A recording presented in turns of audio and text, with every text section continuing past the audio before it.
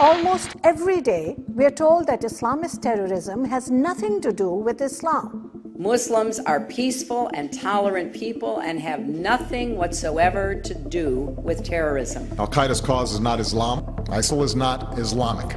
And we are told that Muslims reject the extremists. The overwhelming majority of Muslims reject that interpretation of Islam. It's very important for us to align ourselves with the 99.9% of Muslims who are looking for the same thing we're looking for. But is it true that 99.9% of Muslims don't support extremism? What would you say if scientific polls by major research organizations have repeatedly shown a very different picture? I'm Raheel Raza. I'm a Sunni Muslim, and for the past 20 years I've dedicated my life to speaking out against the rising threat of radical Islam. When there is a disease or a virus, it can't be treated unless you identify the problem. So we have to call it what it is, and it is violent, radical, extremist Islamism. This is not an easy topic to discuss, but in light of the fact that most of the terrorism in the world today involves Muslims in one way or another, and because it directly affects our lives and security, I think that we need to be able to have an open, honest, and fact-based conversation about that. Let's be honest. Islam has a problem today. There is a cancer of extremism within Islam today. This is not a conversation about Islam. It's a conversation about the growing threat of radical Islam and how it affects us all. And that conversation begins now.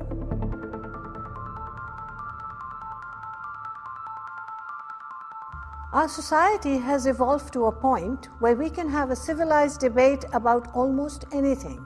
Anything except what may be the most important issue of our time, the rise of radical Islam. Liberals somehow feel worried that they're going to be called racist if they criticize people of the Muslim faith. This fear of being called a racist has caused many people to act against their better judgment, and it may have even cost innocent lives.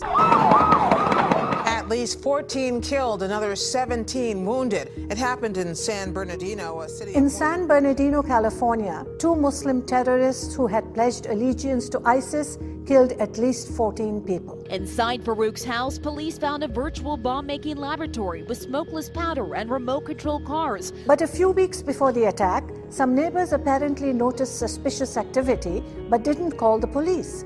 Why? That man that we interviewed said he never said anything because he didn't want to be seen as racially profiling. Did political correctness cost people their lives? It's hard to say for sure, but we do know that it's become harder and harder to speak about these things without being told we are racist. Freedom of speech, freedom to practice any religion you want without fear of violence. These are liberal principles that liberals applaud for. But then when you say, in the Muslim world, this is what's lacking, then they get upset. It's an ugly thing to say. It's gross. It's racist. How about the more than 1 billion people who aren't fanatical, who don't punish women, who just want to go to the store, wait a second. Wait a second. Who don't do any of the things, but you're saying all Muslims. Wait a second. Stereotyping. Wait a second. Things, and you painting the whole group religion with that. Well, I'm a Muslim, and I don't need Ben Affleck defending me and my religion. I appreciate it, but I don't need celebrities defending me from talk show hosts. I need to be defended from the radicals in my own religion who want me dead. Radical Islamists who behead people, set people on fire, pour battery acid on women's faces, murder people in the name of my God. قسما بأمر الله لندكن أمريكا وبعقرها في واشنطن بإذن الله تعالى. Radicals who seek to take over the world in the name of my religion. We need to establish the domination of Islam. We believe that the Sharia will be implemented worldwide. سوف تستعيد زعامة العالم. So let's get real and look at some numbers. Today, there are around 1.6 billion Muslims in the world. In fact, Islam is the world's fastest growing religion, and according to Pew Research, it will surpass Christianity this century. Now, obviously, not all Muslims are radical, but a certain percentage are. Sam Harris helps break it down for Ben Affleck and for all of us. As you say, we have 1.5, 1.6 billion Muslims. Now, second biggest religion in the world, a quarter. Well, Ben, let me unpack this. Let me unpack this for you. Please do. We have just imagine some concentric circles here. You have at the center, you have jihadists. These are people who wake up in the morning wanting to kill apostates, wanting to die trying. They believe in paradise. They believe in martyrdom. That's the first circle of radicals. Violent jihadists like ISIS, Al-Qaeda, Boko Haram, Hezbollah, Hamas, and various lone wolves. These are the jihadists who murder people in San Bernardino, Texas, Paris, London, Delhi, Jerusalem, Ottawa, Madrid, Nairobi, Boston, and of course New York. These are the horrible bad people, as Ben Affleck said. So how many violent jihadists are there? There are anywhere between 40,000 to 200,000 Muslims involved in fighting for ISIS across the world. That's just ISIS. And it doesn't include the hundreds of thousands of jihadis fighting for Al-Qaeda, Hamas, Hezbollah, the Iranian Revolutionary Guard, and other groups. But the thing about terrorism is that it only takes a handful of terrorists to do serious damage and even change the way a society operates. Explosives hidden in shoes and other improvised bombs are an active, ongoing threat.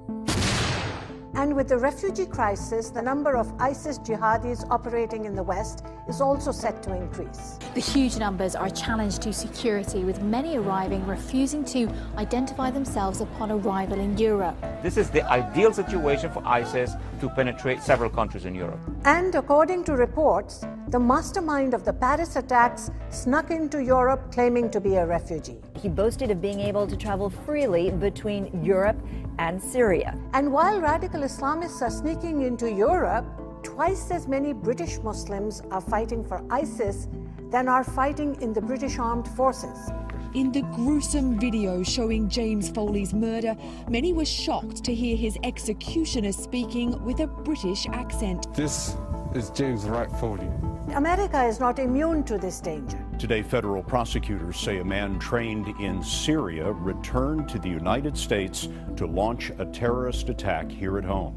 According to U.S. Homeland Security, there have been over 122 U.S. terrorist cases involving homegrown violent jihadists since 9/11. Fortunately, many of them have been thwarted by law enforcement. That's the first circle. Murderous, violent jihadists in Europe, in America, and around the world. But what about the next circle outside of them? Outside of them, we have Islamists. These are people who are just as convinced of martyrdom and paradise and wanting to foist their religion on the rest of humanity, but they want to work within the system. They're not going to blow themselves up on a bus. They want to change governments. They want to use democracy against itself. Islamists want many of the same things as the jihadists. It's just that their tactics differ. So instead of engaging in terror themselves, they use the political and cultural system to further their aims. Take Gaza, for example. In 2006, Palestinians voted Hamas into power. Hamas is a radical terrorist group that used democracy to gain legitimacy and political power. Also included in this circle are a large percentage of Egyptians who in 2012 elected the Muslim Brotherhood into power. Egypt has a new president this evening, Mohammed Morsi, a member of the Muslim Brotherhood. The Muslim Brotherhood was formed in Cairo in 1928. It's known as the progenitor of modern political Islam and has a stated goal of establishing a global caliphate or Islamic state run in accordance with Sharia law. Morsi wants to impose Islamic law, limit the rights of women. His party is not pro-American. Now, while the Muslim Brotherhood is primarily a political organization, it has spawned many terrorist groups around the world, including Al-Qaeda, Hamas, and others.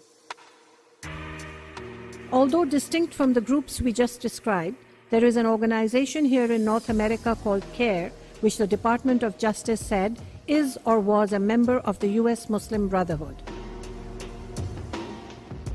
CARE presents itself as a moderate civil rights group representing the interests of Muslims in America. Yet, when you look a little closer, many disturbing things start to emerge. A controversial American Muslim group is facing new charges of ties to Islamic terrorism. The United Arab Emirates has just listed CARE as a terrorist organization. ISIS and Al-Qaeda are also on that list. And in the United States, CARE was named as an unindicted co-conspirator in a major terror funding trial.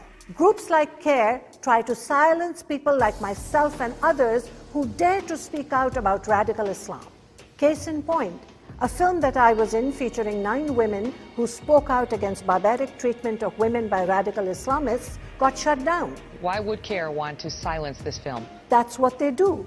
They try to shut down debate by crying Islamophobia, even at Muslims like me. That's the second circle. Now this next circle is the largest of them all, and this is very disturbing. The Muslims in this circle are certainly not like ISIS, and they're not working to overthrow governments like the Muslim Brotherhood. But they do hold beliefs and practices that no doubt will seem radical to you and me. They hold views about human rights and about women, about homosexuals that are deeply troubling. Who are they? What are their beliefs? In 2013, Pew Research released a comprehensive study based on interviews with thousands of Muslims in 39 countries. It reported that in countries like Afghanistan, Egypt, and Jordan, the vast majority of Muslims surveyed, between 79 to 86%, believe that those who leave the Muslim faith should be executed. Do you know anyone who has left their faith?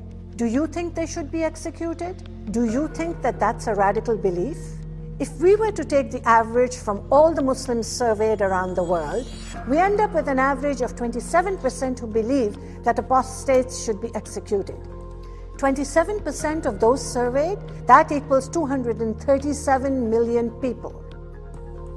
Did you know that 39% of all Muslims in the countries surveyed believe that honor killings can be a justifiable punishment for a woman who has had pre- or extramarital sex?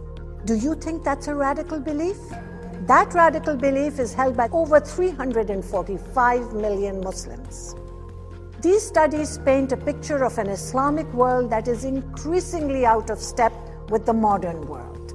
When it comes to support for terrorism and jihad, these are the numbers for young Muslims aged 18 to 29 in Western countries. 42% of French Muslims, 35% of British Muslims, and 26% of American Muslims believe suicide bombings against non-Muslims can be justified. This is the next generation of Muslims speaking. A majority of Muslims surveyed, 53%, said they want Sharia or Islamic law to be the law of the land in Muslim majority countries. Of those who said they want Sharia to be the law of the land, over 52% said they support whippings and cutting off of hands of thieves. This comes to about 281 million people. Do you think that's a radical belief? And 51% say they're in favor of stoning spouses if they're unfaithful, which equals 289 million people. Of course, not every Muslim believes in these things, but hundreds of millions do. The numbers are right here for all to see.